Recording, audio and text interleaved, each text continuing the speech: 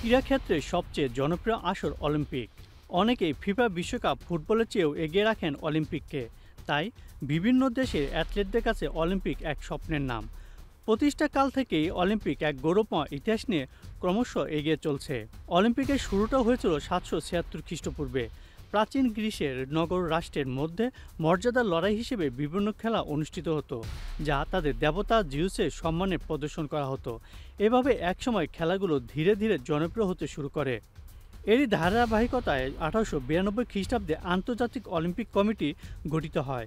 এই কমিটির হাতে সৃষ্টি হয় অলিম্পিকের নানা নিয়মকানুন। অলিম্পিক কমিটি প্রতিষ্ঠার মাত্র 4 বছর পর 1896 সালে এথেন্সে আয়োজিত হয় প্রথম আধুনিক অলিম্পিক। অ্যাথেন্স অলিম্পিকে অংশ নেয় বিশ্বের 14টি দেশের 241 জন অ্যাথলেট ও 60,000 দর্শক। ওই আসরে সাইকেলিং, ওয়েটলিফটিং, রেসলিং, টেনিস, সুইমিং সহ বেশ কয়েকটি জনপ্রিয় খেলা অনুষ্ঠিত হয়। এরপর থেকে প্রতি 4 বছর পর পর অনুষ্ঠিত হয় ক্রীড়াক্ষেত্রের সবচেয়ে এই জনপ্রিয় আসর। 1896 সালে আধুনিক অলিম্পিকের জনক পিয়ের ডি কুবার্টিন অলিম্পিকের জন্য 3 শব্দের মূল মন্ত্র তৈরি করেন: সিটিয়াস, অল্টিয়াস, ফর্টিয়াস। এই 3 ল্যাটিন শব্দের ইংরেজি হলো ফাস্টার, হায়ার, স্ট্রঙ্গার। অলিম্পিকের মূলমন্ত্র ঠিক করা গেলেও তখন অলিম্পিকের লোগো নিয়ে কাজ শুরু হয়নি। 1912 সালে কুবার্টিন ভিন্ন ভিন্ন রঙের 5টি রিং নিয়ে একটি নকশা তৈরি করেন, যা পরবর্তীতে অলিম্পিকের ঐতিহাসিক প্রতীক হয়ে দাঁড়ায়।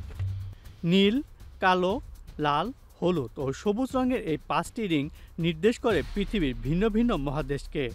কুবার্টিন এর ব্যাখ্যায় বলেছিলেন, গোটা পৃথিবীতে এমন কোনো দেশ খুঁজে পাওয়া যাবে না যাদের জাতীয় পতাকায় এই 5টি রঙের অন্তত কোনো একটি রং নেই।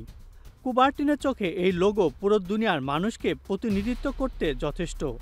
রিংয়ে থাকা প্রত্যেকটি রঙের ব্যাখ্যাও দিয়েছেন তিনি।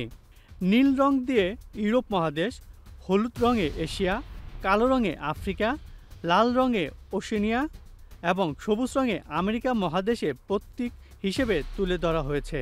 তবে লোগোতে উত্তর ও দক্ষিণ আমেরিকা মহাদেশকে আলাদা করে দেখানো হয়নি।